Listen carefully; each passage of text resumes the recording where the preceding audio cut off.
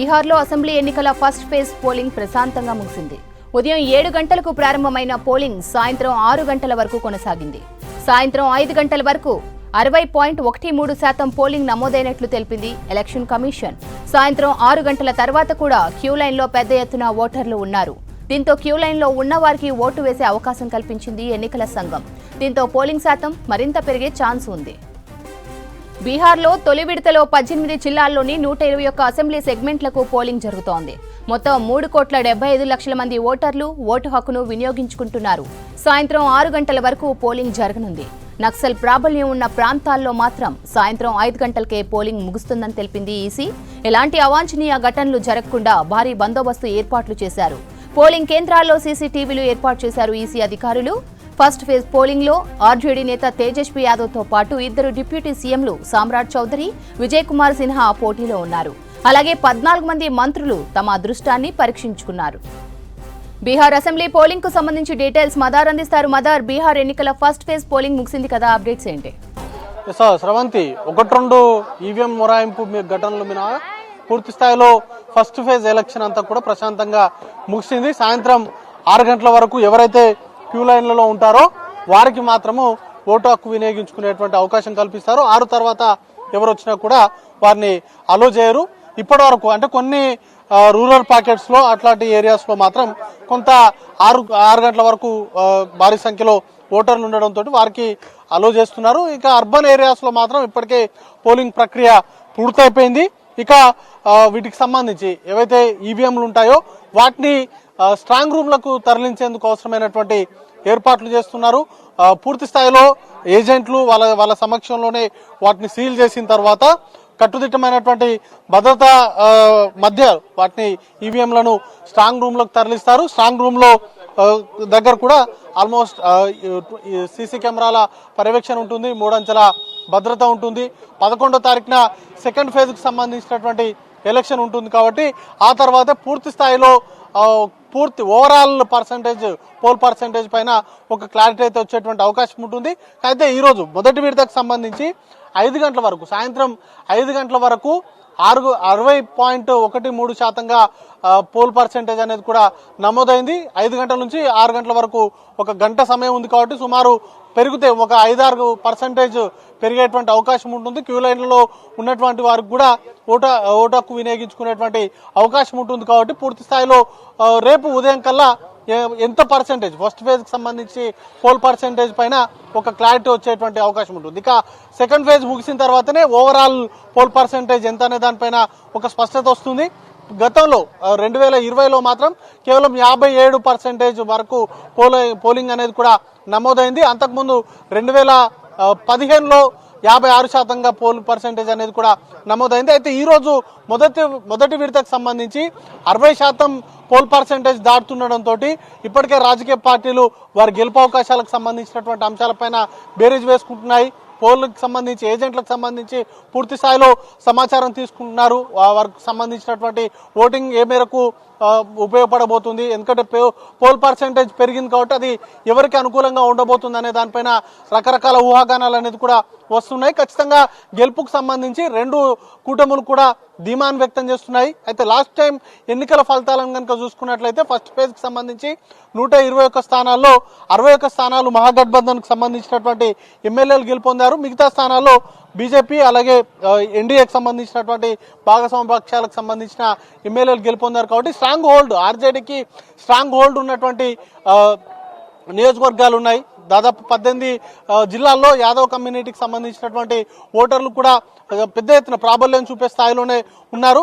దాంతోపాటు ఆర్జేడీకి కంచుకోట లాంటి స్థానాలు ఈ మొదటి ఫేజ్ లోనే ఓటింగ్ అనేది కూడా జరిగింది కాబట్టి ఖచ్చితంగా గెలుపు ధీమానైతే ఆర్జేడీ ఎక్స్పెక్ట్ చేస్తా ఉంది. రూరల్ పాకెట్స్ కి సంబంధించి కొంత భారీగా ఓటింగ్ అనేది కూడా జరుగుతుండడంతో ఆ పార్టీ ఎక్కువగా హోప్స్ అనేది కూడా పెట్టుకుంది. అయితే ఎన్డీఏకి సంబంధించినటువంటి భాగస్వామ్య పక్షాలు కూడా అంతే గెలుపు ధీమాతో ఉన్నాయి.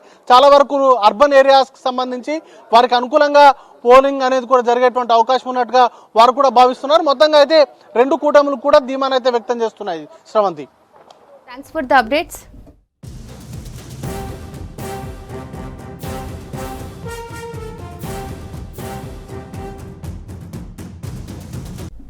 వికారాబాద్ జిల్లా తాండూరులో విలేమున్ చౌరస్తా దగ్గర తాండూరు డెవలప్మెంట్ ఫోరం ఆధ్వర్యంలో ఆందోళన చేపట్టారు స్థానికులు, పలువురు నేతలు. చేవెళ్ల మీర్జాగూడ బస్సు ప్రమాదంలో చనిపోయిన కుటుంబ సభ్యులకు న్యాయం చేయాలని డిమాండ్ చేశారు. రోడ్డుపై బైఠాయించి నినాదాలు చేశారు. అయితే నిరసన చేసేందుకు ముందస్తు అనుమతి తీసుకోలేదని పలువురి నేతలపై పోలీసులు సీరియస్ అయ్యారు. ప్రజా రవాణాకు ఇబ్బంది కలిగించిన వారిపై కేసు నమోదు చేశారు తాండూరు పోలీసులు.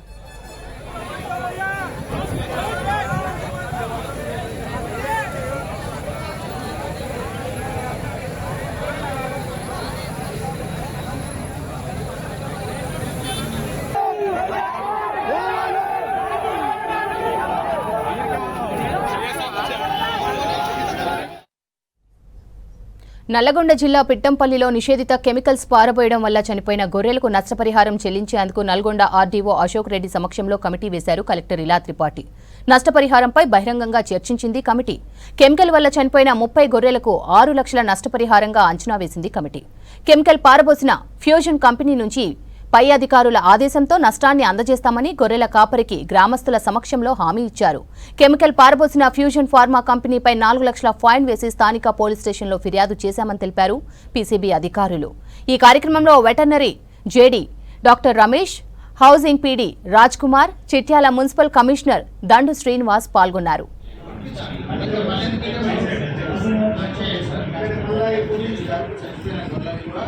వేసిన మందులు ఇంకా రికవరీ కావాల్సిన మందులకు సంబంధించి సుమారుగా 6,30,000 కావున తదుపరి చర్యల కోసం మీకు సమర్పించిన విధంగా నేను తర్వాత కరెక్ట్గా అప్లోడ్ చేసుకున్నాను. తీసుకోవడానికి మందులకు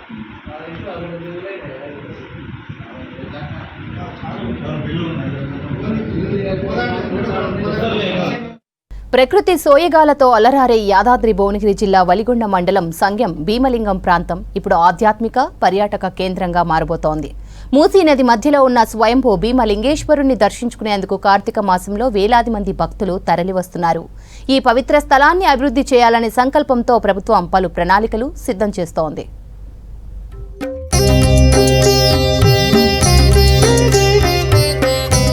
మూసీ నదీ తీరంలో 3 వాగులు కలిసే చోట ఉన్న భీమలింగేశ్వరుడి లింగం త్రివేణి సంగమంగా ప్రసిద్ధి చెందింది. కాలక్రమంలో ఈ పేరు సంగంగా మారింది. కాకతీయుల కాలంలో ప్రతిష్ఠించబడిన ఈ లింగాన్ని ప్రతి సంవత్సరం కార్తీక మాసంలో భక్తులు దర్శించుకుంటారు. గతంలో భక్తులు నదిలో నీటిలో నుంచే నడుస్తూ లింగాన్ని దర్శించుకునేవారు. ప్రస్తుతం కార్తీక పౌర్ణమి రోజున భక్తుల రద్దీ ఇక్కడ ఉత్సవాన్ని తలపిస్తుంది.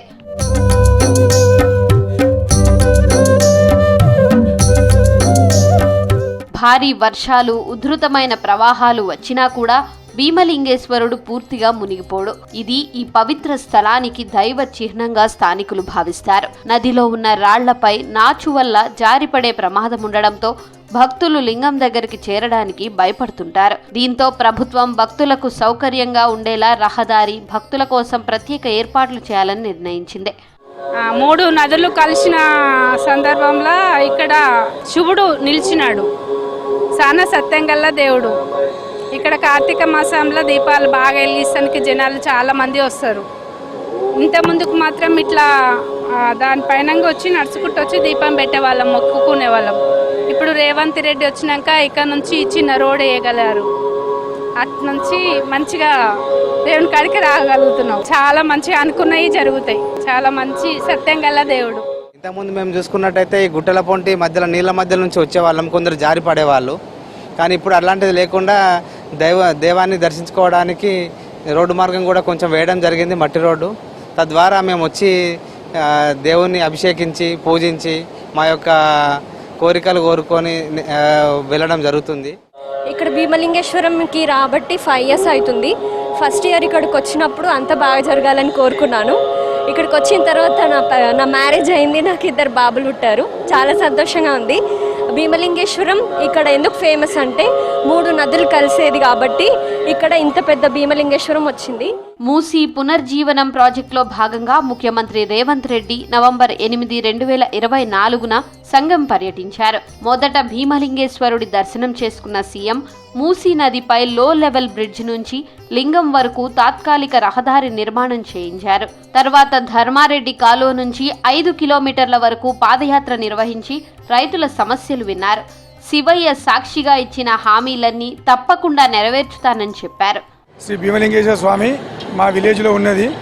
మేము చిన్నప్పుడు ఒక 35 ఏళ్ళ కింద మేము నీళ్ళు తాగేటోళ్ళం. వీడికి వచ్చి స్నానాలు చేసి నీళ్ళు తాగి ఈ భీమలింగేశ్వర దర్శనం చేసుకొని పోయేటోళ్ళం. ప్రతి కార్తీక పౌర్ణమినప్పుడు చాలా ఒక 50,000 లక్ష మంది వస్తారు. దీన్ని ఇంత డెవలప్మెంట్ చేసుకుని వస్తున్నాం. ఎంత వరద వచ్చినా మునగదీయ ఈయన ఉన్న పవరే ఆయనకు. అటుపక్క ఇటుపక్క నది వస్తుంది. ఈ 2 నెలలు సుడుకునే లెక్క ఆయన మునిగే ఛాన్స్ ఉండదని మాకు తెలిసినంత వరకు. ఒక 35 సంవత్సరాల నుంచే నేను చూస్తున్నంత వరకు కూడా ఫుల్ పబ్లిక్ కార్తీక పౌర్ణమి నాడు మాత్రం వేల కొద్ది 10-15 వేలు 20,000 భక్తులు వచ్చి ఇక్కడ స్వామివారిని దర్శించుకుంటారు. మా నాయనలు కూడా చెప్పారు ఎప్పుడో క్రీస్తుపూర్వం ఇక్కడ జాతర జరిగేది. మరి ఈ యొక్క భీమలింగం గురించి మరి మాకైతే తెలిసినంత వరకు సుమారుగా 300-400 సంవత్సరాల క్రితం నుంచే మరి లింగాన్ని నిలబెట్టినట్టు అప్పుడు ఆనాడు కాకతీయులు నిలిపిరనే సంగతి తెలిసింది వరకు మా పెద్దలు చెప్పినారు. ప్రస్తుతం భీమలింగం వరకు శాశ్వత రోడ్డుతో పాటు వాహనాల పార్కింగ్ స్థలం, భక్తుల సౌకర్యాల కోసం జిల్లా యంత్రాంగం సర్వే నిర్వహిస్తోంది. స్వయంభూ లింగాన్ని కదిలించకుండా కొత్త శివాలయం నిర్మించే ప్రణాళిక కూడా సిద్ధమవుతోంది. లింగం చుట్టూ ప్రదక్షిణా మార్గం, రహదారి అభివృద్ధి, పూజా మండపం వంటి సదుపాయాలు ఏర్పాటు చేయాలని ప్రతిపాదనలు సిద్ధం చేస్తున్నారు. చరిత్ర కలిగిన సంఘం భీమలింగేశ్వరుడి ఆలయం అభివృద్ధి చేయాలంటున్నారు స్థానికులు. భక్తులకు ఇబ్బందులు లేకుండా స్వామివారి దర్శనం లభించేలా అన్ని ఏర్పాట్లు చేస్తున్నామన్నారు స్థానిక ఎమ్మెల్యే కుంభం అనిల్ రెడ్డి. భీమలింగం అది స్వయంభూ వెలిసిన భీమలింగం ఆ మూసి ఆ సంఘం దగ్గరనే ఉంటుంది. ఎంత పెద్ద నది ఎంత ఉప్పొంగి వచ్చినా కూడా లింగం అనేది ఎప్పుడు మునగదు అది. సో అట్లాంటి లింగాన్ని ముఖ్యమంత్రి గారు వారు దర్శనం కూడా చేసుకుర్రు. అట్లనే భీమలింగం శివయ్యకు గుడి కట్టడానికి 2 కోట్ల రూపాయల శాంక్షన్ కూడా చేసిర్రు. పవిత్ర భీమలింగేశ్వర ఆలయం పర్యాటక ఆధ్యాత్మిక హబ్గా మారుతోందని సంతోషాన్ని వ్యక్తపరుస్తున్నారు స్థానికులు.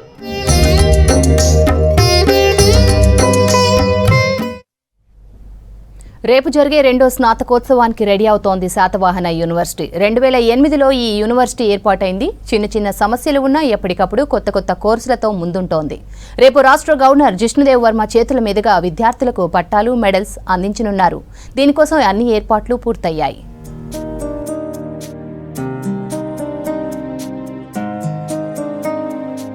కరీంనగర్ నగర శివారులోని 200 ఎకరాల స్థలంలో శాతవాహన యూనివర్సిటీ ఏర్పాటైంది. కొత్త భవనాలు, లైబ్రరీ, హాస్టల్ భవనాలు, ఇతర వసతుల ఏర్పాట్లతో క్యాంపస్ ఇప్పుడు పరిపూర్ణంగా తయారైంది. యూనివర్సిటీ గ్రాంట్స్ కమిషన్ ఇచ్చే 12B గుర్తింపు కూడా రావడంతో కొన్నేళ్లుగా ఇక్కడ చదువులు పూర్తి చేసుకున్న విద్యార్థులకు మంచి ఉద్యోగావకాశాలు కూడా వస్తున్నాయి. మొదట్లో వైస్ ఛాన్సలర్లు ఉన్నా తెలంగాణ ప్రభుత్వం వచ్చాక చాలా సంవత్సరాల పాటు ఇన్ఛార్జ్ వీసీ పాలనలోనే శాతవాహన కొనసాగింది. ప్రస్తుతం వీసీగా ఉన్న ప్రొఫెసర్ ఉమేష్ కుమార్ వచ్చాక యూనివర్సిటీలోని సమస్యలు ఒక్కొక్కటిగా పరిష్కరిస్తూ ముందుకు సాగుతున్నారు.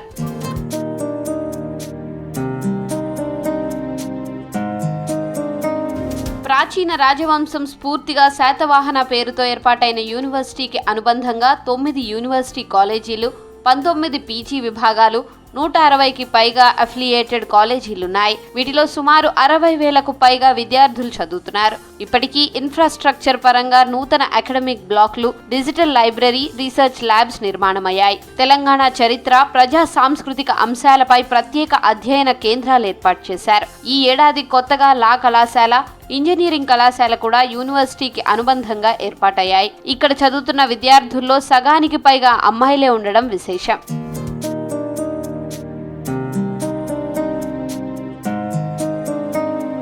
మరోవైపు శాతవాహన యూనివర్సిటీ అభివృద్ధి పనులు శరవేగంగా జరుగుతున్నాయి. ఇప్పటికే పరిపాలనా భవనంతో పాటు సెమినార్ హాల్, ఆడిటోరియం పనులు పూర్తయ్యాయి. యూనివర్సిటీని రాష్ట్రంలోనే ఉత్తమ విశ్వవిద్యాలయంగా తీర్చిదిద్దే లక్ష్యంతో పాటు ఇప్పటికే అనేక చర్యలు చేపట్టామని VC professor Umesh Kumar, arts కళాశాల ప్రిన్సిపల్ ప్రొఫెసర్ సుజాత తెలిపారు. శాతవాహన యూనివర్సిటీ మొట్టమొదటిసారిగా మన క్యాంపస్లో స్పోర్ట్స్ గ్రౌండ్లో 2వ స్నాతకోత్సవం జరుపుకుంటున్నది. మొట్టమొదటిసారిగా గవర్నర్ గారు ఈ ప్రాంతం ఈ యూనివర్సిటీకి రావడానికి ఆయన ఒప్పుకున్నారు.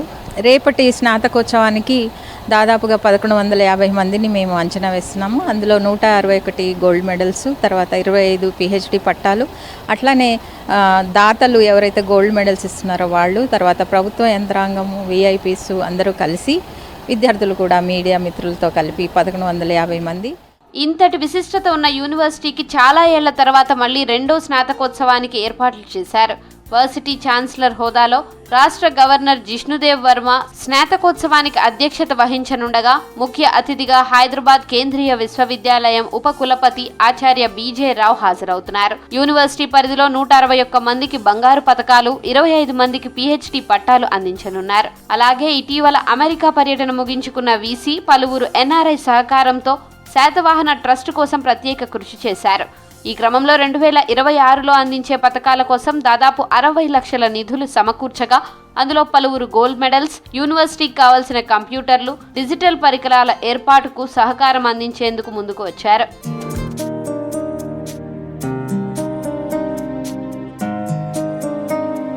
స్నాతకోత్సవ వేడుక కోసం వర్సిటీ ఆవరణలో క్రీడా మైదానంలో భారీ వేదిక ఏర్పాటు చేశారు. ప్రోటోకాల్ ప్రకారం హై సెక్యూరిటీ మధ్యన వర్సిటీ విద్యార్థులు, అతిథులు మాత్రమే హాజరయ్యేలా అధికారులు ఏర్పాట్లు చేస్తున్నారు. మెడల్స్ తీసుకున్న విద్యార్థులతో పాటు మరో వ్యక్తికి ప్రవేశం ఉంటుందని వీసీ తెలిపారు. విద్యా ప్రమాణాలు పెంచడం, విద్యార్థులకు ప్లేస్మెంట్ అవకాశాలను మెరుగుపరచడం వంటి స్కిల్ డెవలప్మెంట్ కార్యక్రమాలు చేస్తున్నామన్నారు. ఈ కార్యక్రమంలో సుమారు 161 గోల్డ్ మెడల్స్, తర్వాత 25 PhDs అవార్డు చేస్తున్నాము. సభా ప్రాంగణం చూస్తున్నారు. ఇది మెయిన్ స్టేజ్ ఉంటుంది. తర్వాత విఐపి గ్యాలరీ, తర్వాత పేరెంట్స్, గోల్డ్ మెడలిస్టు, PhDs విద్యార్థులు అందరూ పాల్గొంటారు. సో ఇప్పుడు పిల్లలు గోల్డ్ మెడల్స్ గవర్నర్ చేతుల మీద అందుకుంటారు కాబట్టి వాళ్ళకు స్ఫూర్తి వస్తుంది. అరే మనం కూడా గోల్డ్ మెడల్ సాధించాలి, మనం కూడా ఫస్ట్ ర్యాంక్ సాధించాలి అనేసి దానికోసం ఈ గోల్డ్ మెడల్స్ వాళ్ళని ఎంకరేజ్ చేయడం అన్నమాట. స్నాతకోత్సవం అంటే విద్యార్థులతో పాటు ప్రొఫెసర్లకు ఓ పండుగ లాంటిది. అలాంటి వేడుకను అంగరంగ వైభవంగా చేసేందుకు అన్ని ఏర్పాట్లు పూర్తి చేశారు. విద్యార్థులు కూడా శాతవాహన యూనివర్సిటీలో చదువుకోవడం గర్వంగా ఉందంటున్నారు. యూనివర్సిటీకి రెగ్యులర్ ప్రొఫెసర్లు, ఇతర సిబ్బందిని నియమిస్తే బాగుంటుందంటున్నారు స్టూడెంట్స్. నేను 2016-18 బ్యాచ్లో సోషాలజీలో నాకు 2 గోల్డ్ మెడల్ వచ్చాయి. ఒకటేమో సోషాలజీలో హైయెస్ట్ మార్క్స్ స్కోరర్గా నిలిచి 1 గోల్డ్ మెడల్ వచ్చింది. ఇంకోటేమో స్పెషలైజేషన్ రూరల్ సోషాలజీ, గ్రామీణ సమాజ శాస్త్రంలో హైయెస్ట్ స్కోరర్గా నిలిచి నాకు ఇంకో గోల్డ్ మెడల్ వచ్చింది. కనీసం రోడ్డు సౌకర్యం లేని ఒక మారుమూల గ్రామం నుంచి వచ్చి ఈ శాతవాహన యూనివర్సిటీలో PG పూర్తి చేశాను. అదేవిధంగా PGలో మంచి మార్కులు రావడం ద్వారా 2 గోల్డ్ మెడల్స్ కూడా నాకు ఇవ్వడం జరుగుతుంది. గోల్డ్ మెడల్ రావడం చాలా సంతోషం. అదేవిధంగా మరి మాకు అక్కడ ఉండే ప్రొఫెసర్స్ కూడా చాలా చక్కని విద్యను బోధించడం. ముఖ్యంగా ఎందుకు ఇస్తారు ఈ స్నాతకోత్సవంలో ఈ యొక్క గోల్డ్ మెడల్స్ కావచ్చు, ఈ యొక్క డిగ్రీ పట్టాలు కావచ్చు, అంటే వాళ్ళు చదువుకున్నటువంటి చదువుకు దక్కిన అరుదైనటువంటి గౌరవంగా తీసుకొని మాత్రమే వాళ్ళకు ఇవాళ ఆ పట్టాలు అందిస్తున్నారు. విద్యార్థులు పక్కా ఈ గోల్డ్ మెడల్ తీసుకోవడం ద్వారా వాళ్ళకు రాబోయే రోజులలో ప్రభుత్వ ఉద్యోగాలలో కూడా సంస్థ స్థానం ఉంటుంది. ఎందుకంటే ఒక గోల్డ్ మెడల్ కాబట్టి నీకు ఖచ్చితంగా ఉద్యోగం చేయాలనే కాన్సెప్ట్ అనేది మైండ్లో ఉంటుంది. కాబట్టి చాలామంది విద్యార్థులు కష్టపడి చదువుకుంటారు. చదువుకోవడం ద్వారా వాళ్లకు ఈ యొక్క బంగారు పథకాలు, ఈ పసిడి పథకాలు అందించడం జరుగుతుంది. శుక్రవారం ఉదయం నేరుగా యూనివర్సిటీకి చేరుకుంటారు గవర్నర్ జిష్ణుదేవ్ వర్మ. షెడ్యూల్ ప్రకారం యూనివర్సిటీ స్నాతకోత్సవం తర్వాత కలెక్టరేట్లో అధికారులతో సమావేశం కానున్నారు గవర్నర్. రాష్ట్ర విభజన సందర్భంగా ఏపీలో కలిపిన 7 మండలాల్లోని కొన్ని పంచాయతీలను తిరిగి తెలంగాణలో విలీనం చేయాలన్న డిమాండ్ పెరుగుతోంది. తాజాగా రాష్ట్ర మంత్రి తుమ్మల నాగేశ్వరరావు కేంద్రానికి లేఖ రాయడంతో ఈ సమస్యపై చర్చ జరుగుతోంది. భద్రాచలంను ఆనుకొని ఉన్న 5 పంచాయతీలను అయినా తెలంగాణలో విలీనం చేయాలంటున్నారు మంత్రి తుమ్మల.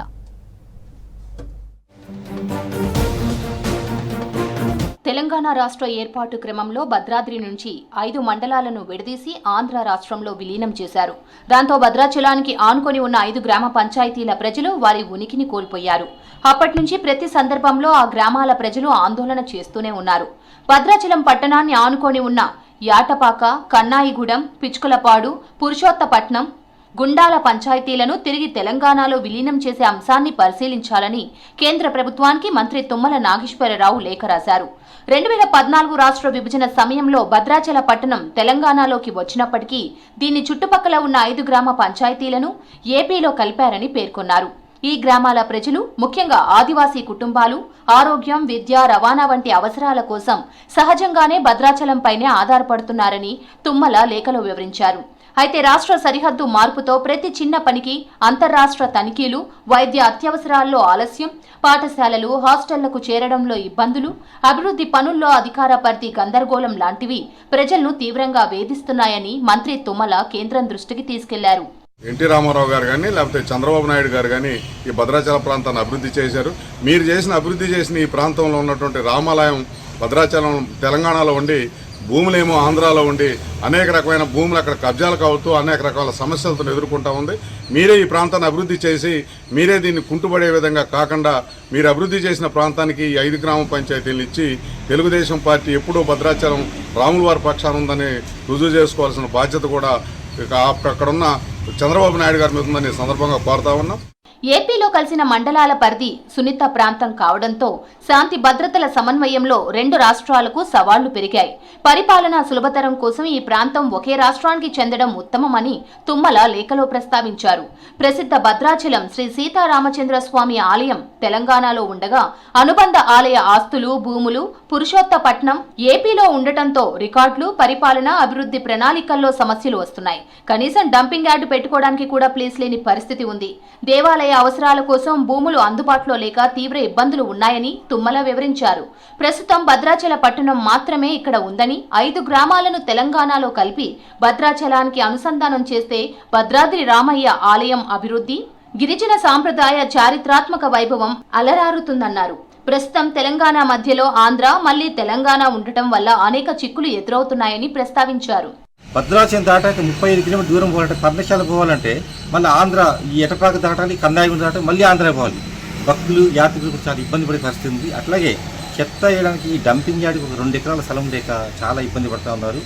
ఇక్కడ చెత్త అంతా తీసుకుపోయి భద్రాచలం గోదావరి ఒడ్డున ఇక్కడ కాలుస్తున్నారు. కాలుష్యానికి ప్రజలు, యాత్రికుల పొగకి అంత ఇబ్బంది పడుతూ ఉన్నారు. ఈ చెత్తను తీసుకుపోయి మళ్ళీ గోదావరి కలుపుతూ ఉన్నారు. అత్యంత దుర్మార్గమైన పరిస్థితి కనబడతా ఉంది. 10 ఏళ్లుగా 5 గ్రామాల కలయికపై గిరిజన సమాజం, ప్రజా సంఘాలు, స్థానిక గ్రామ సభల నుంచి తరచూ అభ్యర్థనలు వస్తూనే ఉన్నాయని, ఇది రాజకీయ కోణం కాదని, పూర్తిగా ప్రజల మనోభావాలు, పరిపాలనా ప్రయోజనాలపై ఆధారపడిన డిమాండ్ అని తుమ్మల లేఖలో చెప్పారు. ప్రస్తుతం ఆంధ్రప్రదేశ్లో జరుగుతున్న జిల్లా సరిహద్దుల పునర్విభజన ప్రక్రియను దృష్టిలో ఉంచుకొని ఈ 5 గ్రామాలను ఆంధ్రప్రదేశ్ నుంచి మినహాయించి కేంద్ర ప్రభుత్వ సహకారంతో వాటిని తెలంగాణలో విలీనం పునరుద్ధరించే అంశాన్ని పరిశీలించాలని గ్రామస్తులు కోరుకుంటున్నారు. పెద్ద పార్లమెంట్గా ఉన్నటువంటి ఈ భద్రాచలం పట్టణం, భద్రాచలం పేరుని ఇవాళ గ్రామ పంచాయతీ స్థాయికి కూడా దిగజారే విధంగా విభజన చట్టంలో జరిగిందని మనందరికీ తెలిసిందే. ఆ రోజు నుంచి ఈ రోజు వరకు దాదాపుగా 11 సంవత్సరాల నుంచి ఇక్కడున్న ప్రజలు కానివ్వండి, పార్టీలు కానివ్వండి, నాయకులు కానివ్వండి గగ్గోలు పెడుతున్నారు. ముఖ్యంగా ఎందుకంటే గ్రామంలో ఉన్న చెత్త కూడా వేయడానికి ప్లేస్ లేదు. పక్కన ఉన్నటువంటి 5 పంచాయతీలు భద్రాచలంలో కలుపుకుంటే భద్రాచలానికి పూర్వవైభవం కాకపోయినా ఎంతో కొంత మేలు జరుగుతుంది అనేది అందరి ఉద్దేశం. ప్రజల ఇబ్బందులు, రెవెన్యూ సమస్యల పరిష్కారానికి విలీనం ఎంతగానో ఉపయోగపడుతుందని తుమ్మల లేఖలో పేర్కొన్నారు. భద్రాద్రి రాముడు తెలంగాణలో, భూములు మాత్రం ఏపీలో ఉండటం వల్ల రామయ్య సేవలకు తీవ్ర విఘాతం కలుగుతుందన్నారు. కేంద్ర ప్రభుత్వం ఈ అంశాన్ని సానుకూలంగా చర్చించి భద్రాచలం పట్టణానికి పరిసర గ్రామాలను అనుసంధానం చేసేలా ప్రత్యేక చొరవ చూపాలని కోరారు. ఆదివాసీలకు ఇప్ప పువ్వే అల్పాహారం. రోజు తింటుంటారు. ఈ ఆహారమే రోగాలను అంతం చేస్తోందంటున్నారు ఆదివాసీలు. రక్తహీనతను దూరం చేస్తోంది, ఆయుష్ను పెంచుతోందని చెప్తున్నారు. ఆదివాసీల అమృత ఆహారం ఇప్ప పువ్వు గురించి మరిన్ని వివరాలు తెలుసుకుందాం.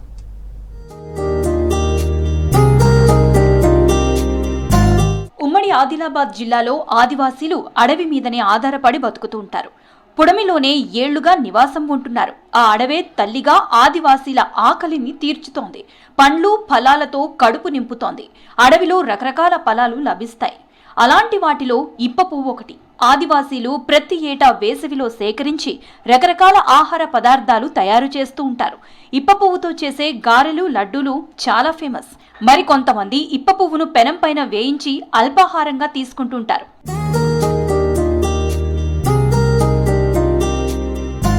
రోజు ఉదయం ఇప్ప పువ్వు తినడం వల్ల తమకు పోషకాలు లభిస్తున్నాయంటున్నారు ఆదివాసీలు. రక్తహీనతను దూరం చేసే అమృత ఔషధం అంటున్నారు. సాధారణంగా గిరిజన మహిళల్లో హిమోగ్లోబిన్ శాతం ఎక్కువగా ఉంటుంటుంది. ఈ ఇప్ప పువ్వు తినడంతో ఎనిమియా బారిన పడకుండా ఉండొచ్చంటున్నారు నిపుణులు. అంతేకాకుండా కాళ్లు, కీళ్ల నొప్పులు కూడా ఉండవంటున్నారు గిరిజనులు. ఆదిలాబాద్ జిల్లా దోందరిగూడెంకు చెందిన ఈమె పేరు భీమాబాయి. ఈమెకు 104 ఏళ్ల వయసు. రోజు ఇప్ప పువ్వు తినడంతోనే బలంగా ఉన్నట్లు చెప్తోంది. అంతేకాకుండా కాళ్ల నొప్పులు కూడా లేవంటోంది. పెన్షన్ తీసుకోవడానికి దోందరి నుంచి చించు ఘాట్ వరకు కాలినడకన వెళ్ళొస్తోంది ఈ పెద్దావిడ. హుషారుగా ఇంట్లో పనులన్నీ చేసుకుంటోంది. రోగాలు దరి చేరనివ్వకుండా కాపాడే ఇప్ప పువ్వే తమ ఆరోగ్య రహస్యం అంటోంది భీమాబాయి. చించు ఘాట్ పోతున్నా నడిచిపోతున్నాం. 2 కోసులు ఉన్నాయేమో కొలికి పోయి అట్లా తిరుగుతున్నాము. కనిపిస్తుంది నాకు ఏమి అయింది, ఏమి కాదు. పోకూడదు అచ్చుడు, పోకూడదు అచ్చుడు. ఈ పప్పు కూడా తింటాము. ఈ పప్పు కూడా అన్నము, రొట్టెలు, అంబ తింటున్నాము. మంచిగా ఉన్నది. 100 సంవత్సరాలు ఉంటుంది మా అమ్మకు. ఆమె పెన్షన్ కొరకు పోతుంది, వస్తుంది. మరి ఇది పప్పు కూడా తింటున్నాం మేము. వారంకి ఒకసారి తింటున్నాం. వారం 4 రోజులు ఒకసారి తినుకుంటుంటాం సార్. ఎందుకంటే మాకు షుగర్ బీపీ రాదు, అందుకొరకు ఇది ఈ పప్పు మేము తింటాం. అయితే మా అమ్మ కూడా ఇంతవరకు 100 సంవత్సరాలు అవుతున్నది, కానీ ఆమెకి ఏం ఇంతవరకు రోగాల్లో వస్తలేవు, ఏం వస్తలేవు సార్. అంబలి తాగుతాము, మళ్ళీ పువ్వులు తింటాం, దాంతో పాటు మంచిగా ఉంటుంది సార్. ఇది అడవుల్లో దొరికే సహజ ఫలాలు, దుంపలతోనే తాము ఆరోగ్యంగా ఉన్నట్లు తెలిపారు గిరిజనులు. ఎలాంటి రసాయనాలు చల్లని తాజా ఫలాలు తమకు దొరుకుతున్నట్లు తెలిపారు.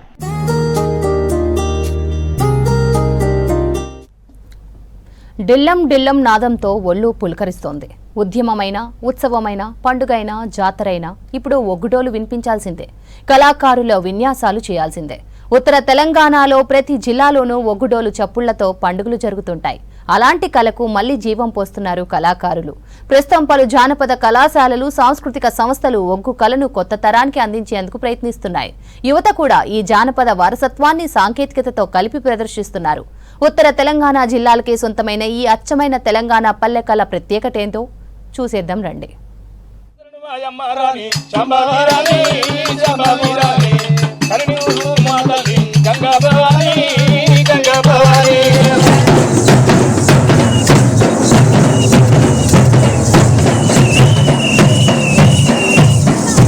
కాలం మారినా ఒగ్గుడోలు చేసే శబ్దం క్రేజ్ తగ్గలేదు. డిల్లెం డిల్లెం డోలు మోతలు, గల్లు గల్లున మువ్వల సవ్వళ్ళు, పాదం పాదం కలిపి చేసే నృత్యాలు, గొంతెత్తి పాడే కమ్మటి రాగాల పాటలు, ఇవన్నీ కలగలిపి కొడితే అదే ఒగ్గుడోలు కళ. ఒగ్గు కథతో పాటు పుట్టి పెరిగిన ఈ కళను బతికించుకునేందుకు కరీంనగర్ జిల్లాకు చెందిన పలువురు కళాకారులు కృషి చేస్తున్నారు.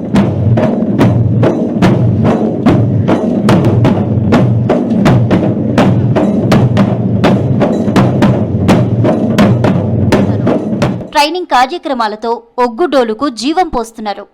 కరీంనగర్ ఉమ్మడి జిల్లాలోని కుర్మ కులానికి చెందిన యువకులు చాలా మంది ఒగ్గుడోలు కళను నేర్చుకుంటున్నారు.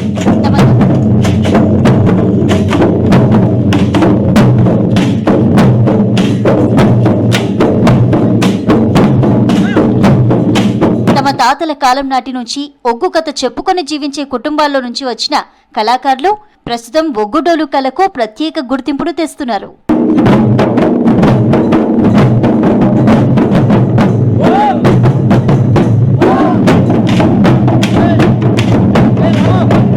తెలంగాణ ఉద్యమంలో ఈ ఒగ్గుడోలు కళాకారులు పోషించిన పాత్ర ఎంతో గొప్పది. ఏ సభ జరిగినా, ఏ ర్యాలీ తీసినా, ఎక్కడ బంద్ జరిగినా, ఇలా తెలంగాణ సాధనోద్యమంలో జరిగిన పోరాటంలో ఒగ్గుడోలు లేకుండా కళారూపాలే ఉండేవి కాదు. డోలుతో లయబద్ధంగా చేసే శబ్దాలే కాదు, వారు చేసే విన్యాసాలు చూపర్లను ఆకట్టుకుంటాయి.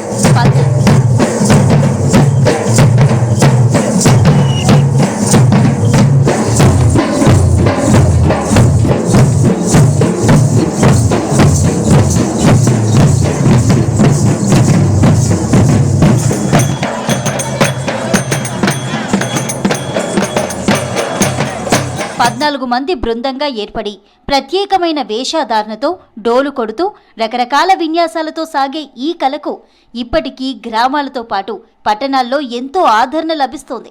డోలు పట్టి డిల్లెం డిల్లెం వాయిస్తుంటే చూసేవారు తమకు తెలియకుండానే తాళం వేస్తూ డ్యాన్స్ చేయాలనిపించేంత ఊపు వస్తుంది. ముఖ్యంగా డోలు కళాకారులు ఒకరిపై ఒకరు నిల్చొని రకరకాల జంతువుల ఆకృతులను తలపించేలా విన్యాసాలు చేస్తుంటారు.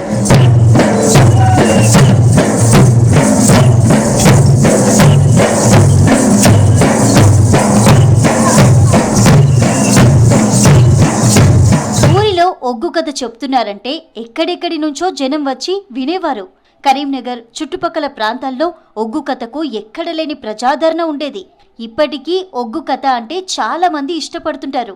ఉమ్మడి కరీంనగర్ జిల్లాలోని వేములవాడ మండలం హన్మాజీపేటకు చెందిన మిద్దె రాములు ఒగ్గు కథకు అంతర్జాతీయ కీర్తిని తెచ్చారు. ఆయన శిష్యులెందరో నేటికి ఈ కథను అభినయిస్తూ ప్రజలను అలరిస్తున్నారు.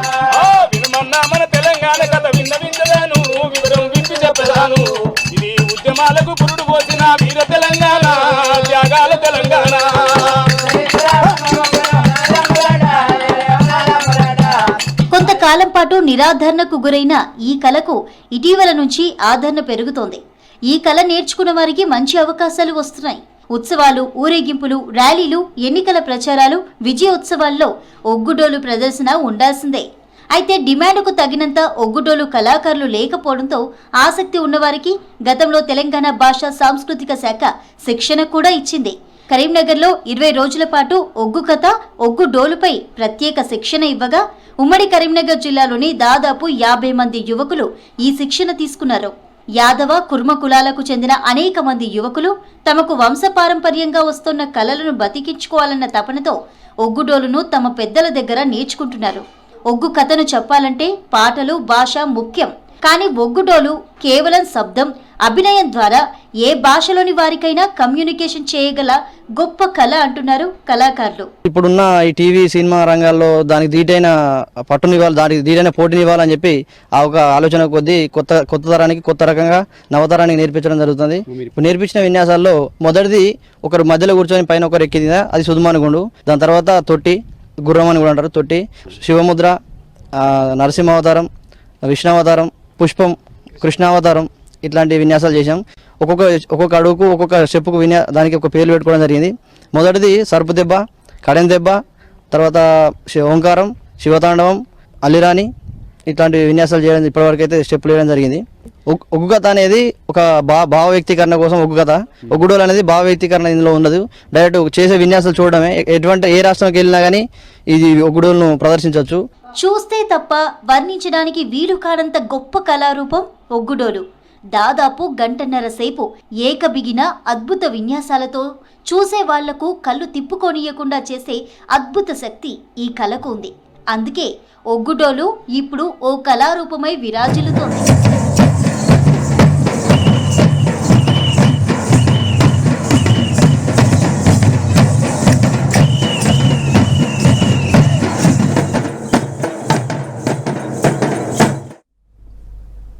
గురుస్వాములు RL Nayak, P Naveen Yadav, S Srikanth, Rinku స్వాముల ఆధ్వర్యంలో అయ్యప్ప స్వామి భక్త బృందం శబరిమల మహాపాదయాత్ర కొనసాగుతోంది. సికింద్రాబాద్ గణేష్ టెంపుల్ నుంచి మొదలైన పాదయాత్ర 14వ రోజు రాప్తాడు నుంచి మారూరుకు చేరుకుంది.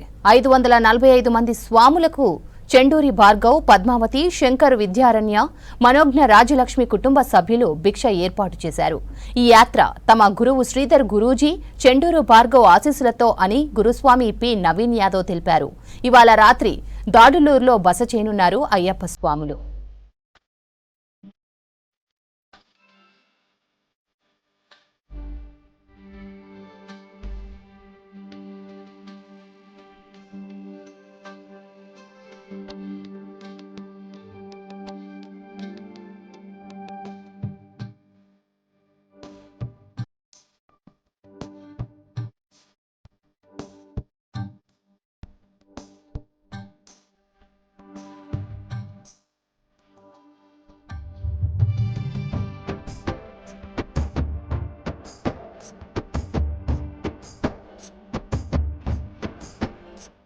గణేష్ టెంపుల్ నుంచి మరి అనంతపూర్కి చేరుకున్నారు స్వామి 13వ రోజు. మరి అలాగే ఎక్కడైతే ఇడుముడు కట్టించుకున్నారో అక్కడి నుంచి శబరిమల వెళ్ళేంత వరకు కూడా మరి ప్రతి ఒక్క రూపాయితో సగా 3 పూట్ల భిక్ష, 3 పూట్ల అల్పాహారంతో కూడా కలిపి శబరిమల తీసుకెళ్తున్నారు స్వామి. ఎటువంటి ఒక రూపాయి కూడా ఆశించకుండా మరి ఎంతో గొప్ప సేవను చేస్తున్నారు స్వామి. అలాగే కేఎల్ నాయక్ స్వామి, మరి అలాగే నవీన్ గురుస్వామి ఈ కార్యక్రమంలో ఉన్నారు స్వామి. శ్రీకాంత్ గురుస్వామి కూడా ఉన్నారు స్వామి. అలాగే మరి ఇంత గొప్ప కార్యక్రమాన్ని ముందుకు తీసుకెళ్తున్నారు స్వామి. మనమందరం కూడా ఒకటే గమనించాలి స్వామి. చాలామంది చాలా రకాలుగా ఉంటారు స్వామి. డబ్బులు ఉన్న వాళ్ళు మాల వేసుకుంటాం చాలా అంటే చాలా సులభం స్వామి. మరి డబ్బులు లేని వాళ్ళ పరిస్థితి ఏంటి స్వామి? చాలామందికి అయ్యప్పని దర్శించుకోవాలని ఉంటుంది, కానీ డబ్బులు లేక చాలామంది దర్శించుకోలేకపోతారు స్వామి. మరి నాయక్ గురుస్వామి ద్వారా, కేఎల్ నాయక్ గారి స్వామి ద్వారా, నవీన్ యాదవ్ గారి వల్ల, శ్రీకాంత్ గురుస్వామి గారి వల్ల ఈ కార్యక్రమం అనేది ముందుకు జరుగుతుంది స్వామి. 489 మంది ఈ రోజున ఇక్కడ సికింద్రాబాద్ గణేష్ టెంపుల్ నుంచి శబరిమల వట్టుకు కూడా ₹1 ఖర్చు లేకుండా స్వామివారి దర్శనం చేపించి ఎక్కడైతే ఇడుముడి మాలాధారం చేశారో అక్కడ వట్టుకు కూడా రిటర్న్ టికెట్ తీసుకువెళ్ళడానికి కూడా వాళ్ళు ప్రోత్సహించారు. అలాగే ఇటువంటి కార్యక్రమాన్ని ప్రతి ఒక్కరు కూడా ప్రోత్సహించాలి. మన వంతు మనము ఏం చేయగలమో స్వామివారికి మనం సహాయం చేయాలి స్వామి. దయచేసి అందరూ గమనించండి, దీంట్లో ₹1 ఆశించింది ఏమీ లేదు స్వాములు. మా వంతు ఉడతాభక్తి సాయంగా అనంతపూర్లో మేము అల్పాహారం ఏర్పాటు చేయడం జరిగింది స్వామి. ఈ పొద్దు సికింద్రాబాద్ నుండి స్వామివారు వచ్చారు. మాకి స్వామివారు రావడం ఎంతో మాకు జన్మధన్యము. అయ్యప్పని సేవించేవారు భక్తి కొలిచేవారికి అయ్యప్ప ఏది తక్కువ చేయడు. అందుకు నిదర్శనం మేమే.